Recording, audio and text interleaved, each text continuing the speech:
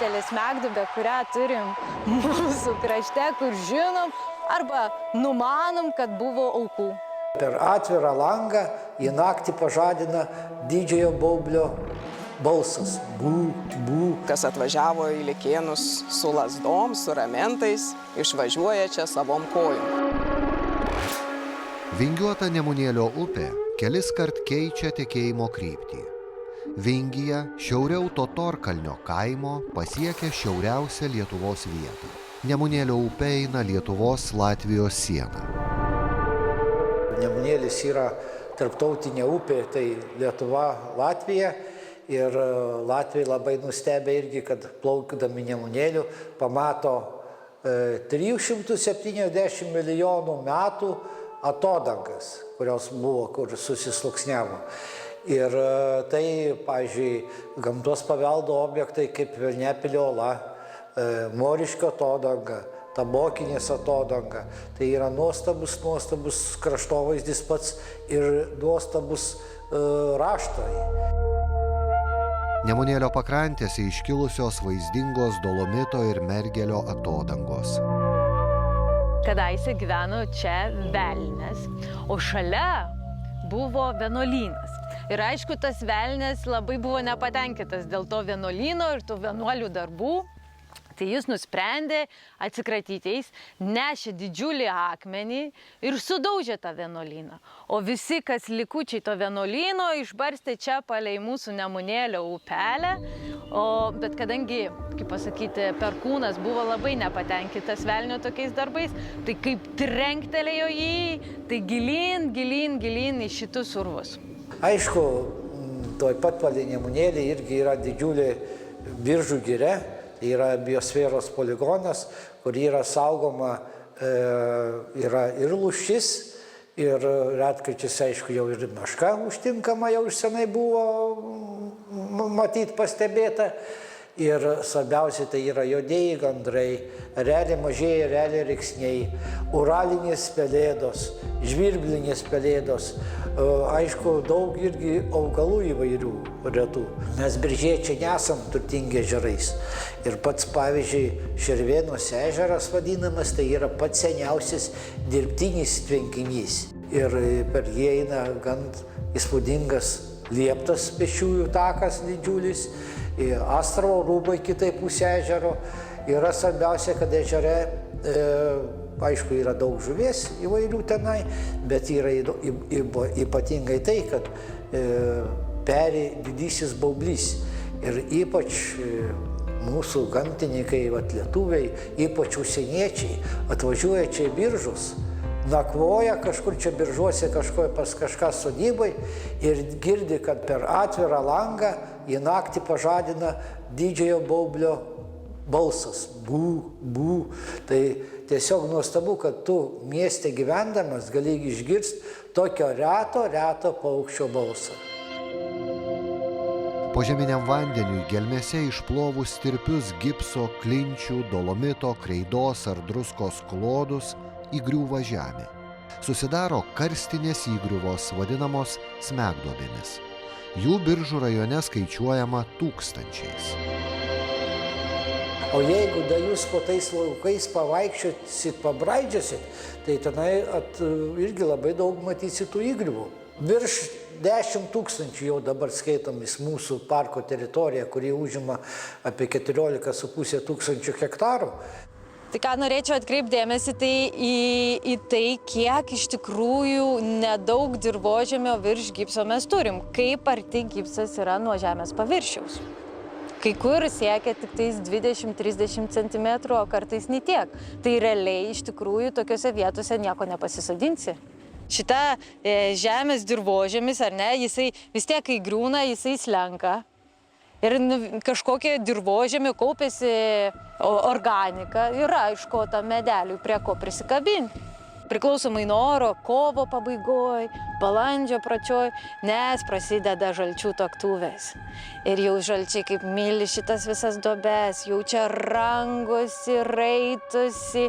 Ir kadangi žolių dar daug nėra užžėlusių, jos labai gerai matosi. Tokios tuoktuvės vyksta, orgijos. Kasmet smegduobių daugėja, atsiveria naujos požeminės ertmės. Lankantis pas mus Biržų krašte, pirmiausia reikia aplankyti Biržų lankytojų centrą, tada sužinosit, kur, pavyzdžiui, gal ne vakar, a gal ir net ir šiąnakt atsivėrė nauja smegduobė, kurią jūs patys pirmieji galėsit aplankyti. Ir kai kurios smegduobės vietiniai gyventojai, geologai, mūsų parko darbuotojai įdeda vardus. Tai yra Karvės ola, Lapės duobė, Ievos duobė, Velykų duobė, Klevų duobė, vien dėl to, kad ten auga daug klevų, Barsukų urvai tiesiog, net yra tokie pavadinimai. Aišku, 10 000 tų smegduobių, tų pavadinimų mes irgi nesužinosim ir neatsiminsim. Bet tos, kurios gražesnės, įspūdingos, tai jos turi vardus. Nu tai čia barsukai gyvena ir nuo to ir Barsuko ola. Aš tai įtariu, kad čia tie barsukai gal ir bus prisidėję prie šitos smegduobės atsiradimo. Pakrapštė ir atsirado, neišlaikė skliautas ir įgriuvo. Čia šiaip tai iš tikrųjų mėgsta lankytojai, ypatingai jaunesni, užsilipti, pajodinėti, nepaisant to, kad karvė jau ir taip likimas buvo nekoks. Karvės ola – žinomiausias ir geriausiai ištirtas respublikinės reikšmės geologinis paminklas Šiaurės Lietuvoje. Čia esam prie Karvės olos, kuri iš tikrųjų iš visų olų yra vienintelė smegduobė Kraugerė. Ta prasme, kad čia kiek gyvybių nunešė. Visi žino tą istoriją apie karvę, apie tai, kaip melžėja išėjo su vaikeliu ant rankų karvės melš, nes tais laikais labai seniai, prieš 200 metų, nebuvo motinystės atostogų, kaip gerai gyvenam dabar. Tai melžė ji tą karvę, pasilikus vaiką lauko gale ir girdi, kad vaikelis verkia. Nu tai ką, motinai pagailo to savo vaikelių, nuėjo į tą lauko galą, pamaitino, pačiučiavo, paliuliavo, nuramino, grįžta prie karvės, o karvės ir nebėra. Dėl to ir vadinasi Karvės ola. Nu tai viena auka, ar ne? Karvė įgriuvo, nu tai jau viskas, ji jau iš tos duobės nebeišlipo, tai viena auka. Po to yra antra legenda apie Karaimiškio dvaro poną, kuris medžiojo, o jis medžiodavo su skalikais.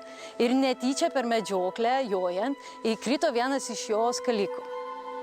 O jis mylėjo labai tą skaliką labai, nes labai geras skalikas buvo. Ir jis nusamdė tada kumetį už vieną auksiną, kad jis įlystų į tą olą ir ištrauktų tą skaliką. Tai tas kumetys apsijose savo juosmenį su virve ir įlindo į tą olą. Nu tai ką, žmonės susirinkę, šneka, ir užmiršo, kad ten kažkas įlindęs į tą olą. Po kiek laiko tik susivokė, kad ženklo timt už virvės ir nėra, tai ištraukė tą žmogų. Žmogus negyvas. Antra auka, skaliko irgi nieks nerado. Trečia auka. Na ir ketvirta auka yra prieš 25 metus, tai čia jau garantuotai siautėdamas įlėkė arklys pabėgęs iš kažkokio ūkininko, įsimaklino į šitą duobę ir nusisuko savo sprandą. Tai turim 4 aukas. Pro tą mažą skylelę, urvelį, ten įlendi, ten dar yra 5 skirtingos olos. Yra šikšnosparnių landa, blizgioji ola, ežerėlis, vandens ten yra. Nu, vienu žodžiu, ten dar visokių paslapčių ir olų, ir urvų yra. Prieš kiek tai metų buvo įlindęs vienas atvažiavęs speleologas. Nu, jisai liktai sako, kad ir dar vieną urvą atrado, dar papildomą. Tai čia, kaip sakant, mes iki galo ir nežinom. Jeigu paslapčių nelieka, nu tai kam gyventi tada? Ko ieškot, apie ką svajot? Smegduobė, kuri vadinama Karvės ola, vis dar aktyviai vystosi. Jos parametrai, urvų ilgis, forma, tuštumų ertmės keičiasi. Pavyzdžiui, dar yra labai įdomus Kirkilų kraštovaizdžio draustinys. Tai yra tai, kad tai unikalūs karstiniai ežerėliai. Europoje, galima sakyti, vienintelė tokio tipo ežerai, todėl kad jie atsiveria kaip smegduobė, tuoj pat atsiranda vanduo, atsiranda ežerėlis. Ir tai yra skaitomi patys jauniausi gamtinės kilmės ežerai, pas mus Lietuvoje randami. Jis susiformavo iš 23 smegduobių. Tai va, bet tų pavadinimų visokių yra ir Druskio, ir Pupsio, ir Čigono. Ir kiekvienas dar kokį nors ten papasakojimą ir istoriją turi. Lydžio yra. O kodėl Lydžio? Nu tai labai paprastai, nes aišku gyveno lydys. Bet aišku, kad nelabai koks paprastas lydys gyveno. O gyveno toks lydys didelis, riebus ir labai protingas, kurio nei joks žvejys negalėdavo pagauti. Gaudė ir vieną legendą pasakoja, kad žmonės, kaimiečiai kažkada papykę, nusprendė, jau trūk plyš, reikia tą lydį pagauti, tai pasikvietė kareivius, kad su šautuvu nušautų.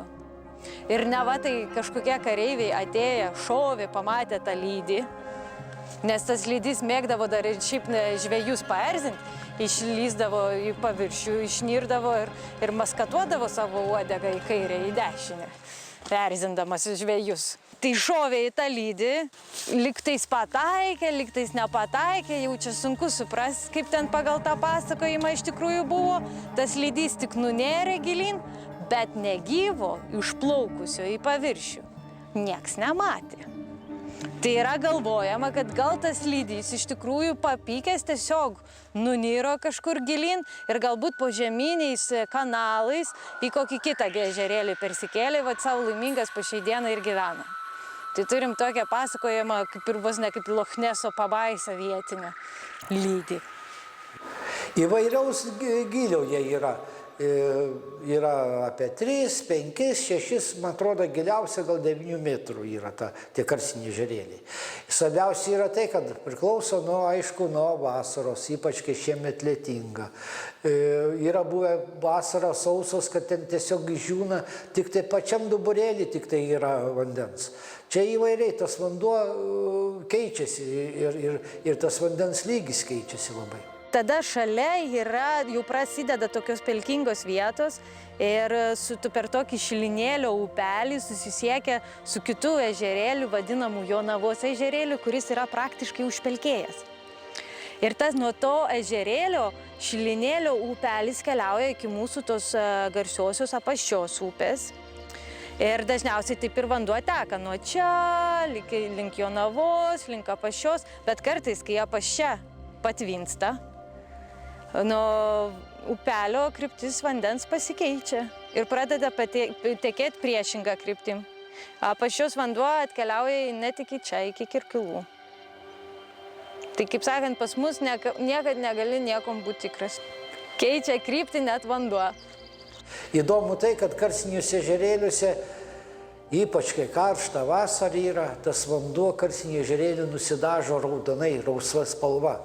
Tai yra sutinkama, ten yra randamas serabakterijų kolonijos, kurios, galima sakyti, paprasta, atvirai, be mikroskopo, pamatyti, kaip jų koncentracija didelė. Tada vanduo nusidažo tokia rausva spalva. Biržų regioninėme parke, Likėnuose, į žemės gelmių kunkuliuodama kyla vandens versmė. Dėl karstelėjusio skonio ir išsiskiriančių sieros vandenilio dujų kvapo vietos gyventojai ją vadina Smardonės šaltiniu. Upelė Smardonė, išgydyk žmones, išgydyk vargus, išgydyk negalę, nes vandenys tavo daryti taip gali. Taip rašė nežinomas poetas. Likėnai anksčiau buvo vadinami Šiaurės Lietuvos perlu, nors šita vietovė susijusi yra su pavadinimu Smardonė. Pavadinimas Smardonė kilo iš upelio pavadinimo, Smardonės upelio. Upelis jau žinomas nuo 1567 metų, kada rašytiniuose šaltiniuose yra rašoma apie žmones, kurie gydėsi čia upelio vandenyje, įrengtose šioje vietoje teplicose. Vanduo buvo šildomas įkaitintais vandenimis Ir žmonės atliko tai procedūras ir pasirodo, kad sveikata žymiai pagerėdavo.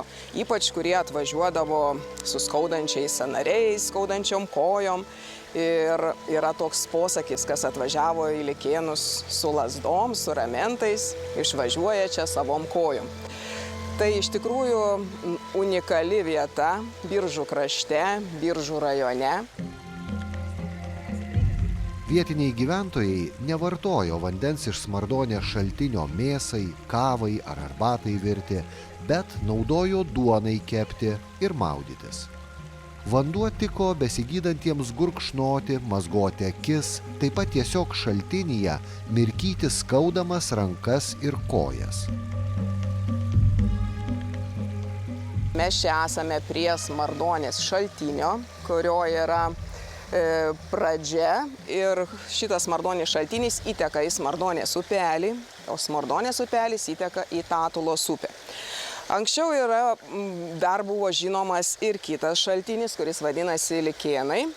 Ir vienam buvo sieros, prisikaupę tame vandenyje, o kitame šaltinyje geležies. Tai vienas buvo sierinis, o kitas geležies pilnas vanduo. 1816 metais mokslininkas, elektrolizės pradininkas Teodoras Grotusas ištyrė pirmą kartą moksliškai šituos šaltinio vandenis savo paprastutėje laboratorijoje, Pakruojo rajone, Gedučiuose, kur jisai gyveno. Ir nustatė šito vandens cheminę sudėtį, nustatė jo mineralizaciją ir parašė tokias rekomendacijas, kad šitas vanduo labai tinkamas gydyti ypač sergančiesiems artritų. Taip pat buvo siūloma jį net ir gerti, ne tik tai šitame vandenyje maudytis. 1938 metais atidarius Likėnų gydyklą, kol nebuvo gręžinių, mineralinio vandens buvo semiama ne tik iš didžiojo Smardonės šaltinio, bet ir netoliese esančių kitų šaltinių. Vanduo buvo naudojamas vonioms, gydomajam purvui praskiesti, gydant įvairias ligas. Pas mus nėra gal tokios infrastruktūros, nėra tų pušynų, tokių kaip ten Druskinkos ar Birštone, taip. Tačiau gydomasis purvas, tai yra pirmiausia, čia buvo rastas ir kasamas. Ir kiek aš žinau, kad iš čia veža net į Druskininkus ir tą patį Birštoną. Taip, kad mes biržiečiai turim tos gamtinius išteklius tokius ir gydomuosius. Taip pat yra Likėnai, Smardonės šaltinis. Prie Likėnų yra bent 3 šaltiniai. Tai yra Salobėjos šaltinis, tada yra Smardonės šaltinis ir Likėnų šaltinis. Tai va 3 šaltiniai, vienas nuo kito netoli ir jie tarpusavy susisiekia. Ir ypač Smardonės šaltinis jau senų senovės buvo, skaitosi, kad jisai gydoma. Likėnų parkas, medžių ir krūmų rūšių gausa, pralenkia ne vieną šalies parką. Mišraus plano parke akį džiugina tvenkinys, šaltiniai ir išskirtinių medžių siluetai. Kalbant apie Likėnų parką, čia galima pamatyti virš 60 rūšių medžių. Tai labai garsus parkas, kuris pradėtas sodinti 1937 metais. Šitam parkui pradžią davė agronomas Juozas Narušis, kuris labai mylėjo gamtą. Jis kilęs iš Dzūkijos, bet jo likimas yra tragiškas. Jisai žuvo pačią pirmą karo dieną, buvo įrašytas į tremtinių sąrašus, slapstėsi čia Likėnų parke, buvo išduotas ir pačiam parke buvo nušautas. Žmonės jį prisimena kaip be galo darbštų ir gamtą mylintį žmogų. Šie medžiai labai daug iš kur yra atsivežti, todėl galima pamatyti įvairiausių daug kamienių tujų, įvairių eglių ir tokių net niekur nematytų medžių. Ir ypač karštą vasarą prie Smardonės šaltinio irgi rekomenduojama atvažiuoti, praeiti ten tuo žleptelio, prabrist per tą upelį, tai, žinokit, pajusit, kad jūs daug sveikesnis esate. Ant Agluonos kranto, Juodelių kaime, akį patraukia mažiau nei 10 metrų aukščio kalnelis, vadinamas Velniakalniu arba Velnio pilimi. Manoma, kad jis galėjo būti naudojamas kaip piliakalnis, saugojęs Vilniaus Rygos kelią nuo kartais vis dar į Biržų kraštą užklystančių velnių ir raganų.